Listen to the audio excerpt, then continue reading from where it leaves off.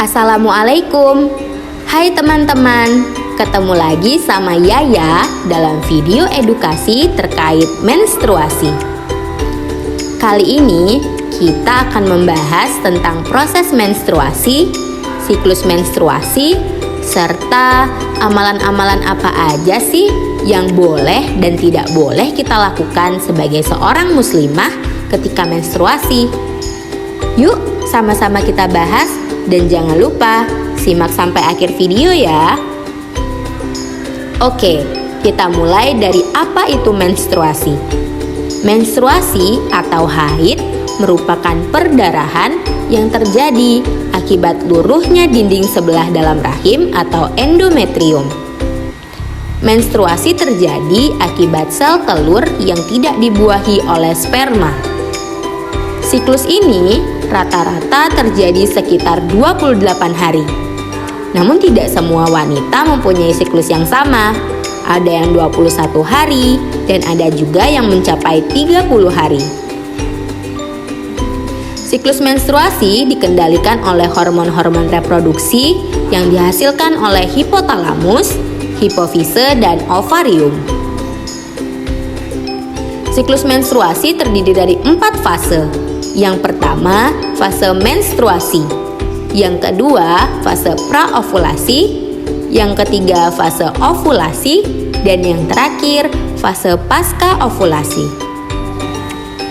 Yang pertama, fase menstruasi.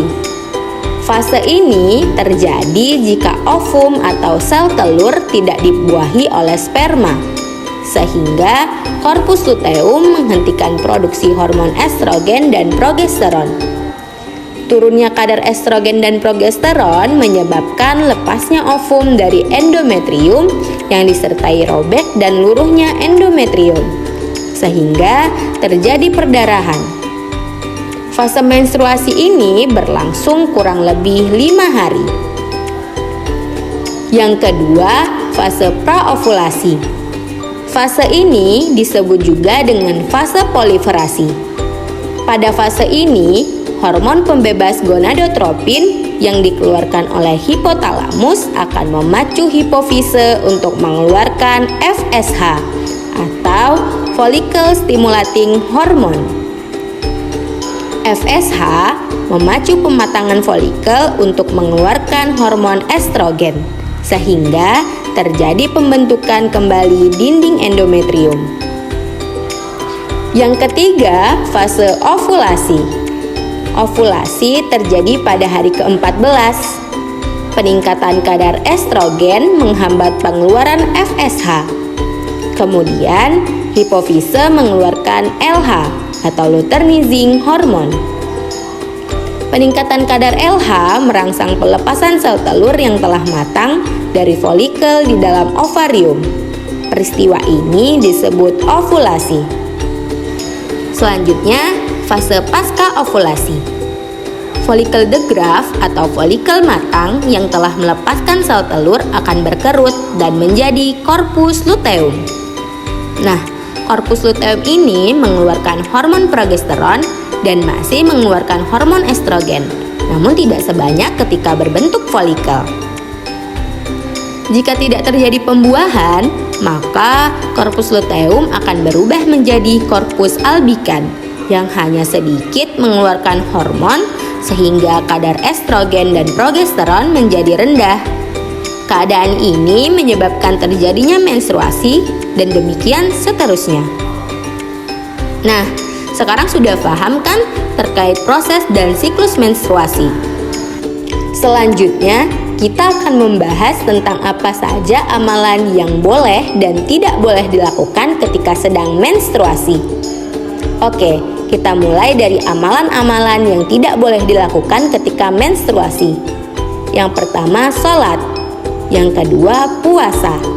Yang ketiga, jima atau berhubungan suami istri. Allah Subhanahu wa Ta'ala berfirman di dalam Quran Surat Al-Baqarah ayat 222 yang artinya, oleh sebab itu, hendaklah kamu menjauhkan diri dari hubungan intim dengan wanita di waktu haid. Yang keempat, tawaf keliling Ka'bah. Dan yang kelima, menyentuh mushaf Al-Quran. Sebagaimana Allah Subhanahu wa Ta'ala berfirman di dalam Quran Surat Al-Waqiah ayat 79 yang berbunyi, A'udzu billahi minasyaitonir rajim, la yamassuhu ilal mutahharun, yang artinya tidak menyentuhnya kecuali orang-orang yang disucikan. Quran Surat Al-Waqiah ayat 79. Kemudian di dalam hadis juga disebutkan tidak boleh menyentuh Al-Quran kecuali engkau dalam keadaan suci. Hadis riwayat Al-Hakim, dalam Al-Mustadraknya beliau mengatakan bahwa sanad hadis ini sahih. Lalu jika tidak melakukan hal-hal tersebut, amalan apa saja yang bisa kita lakukan saat haid?